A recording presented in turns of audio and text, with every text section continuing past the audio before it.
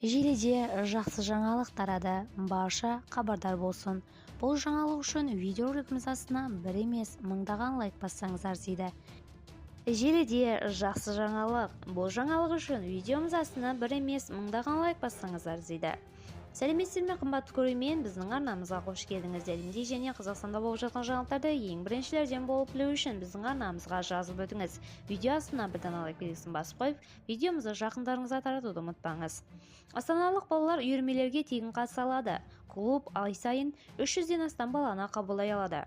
Астанадағы аула клубының 300-ден астам бала, соның ішінде ерекше қажеттілігі бар балалар тегін қатыса алады. Республика күніне орай елордада түрлі тең инклюзивті аула клубы ашылды деп хабарлайды Айқын КЗ.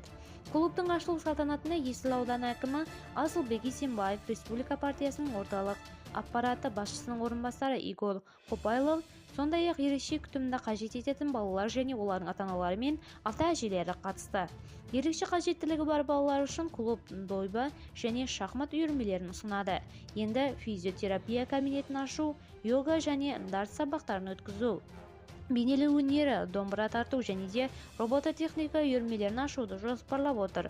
Балалар әрбір мемлекеттің болашағы. Біз бүгін Республика күні қарсаңында Есіл ауданында 4-ші аула клубын ашып отырмыз.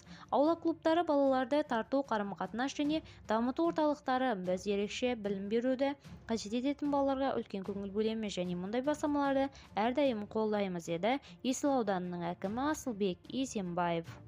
Видеомыз кейіннен тарап хабардар болу үшін видеомызды жақындарыңызға таратуды және лайк басуды ұмытпаңыз, қымбатты көрермен. Бізді бақылауда жалғастырыңыз.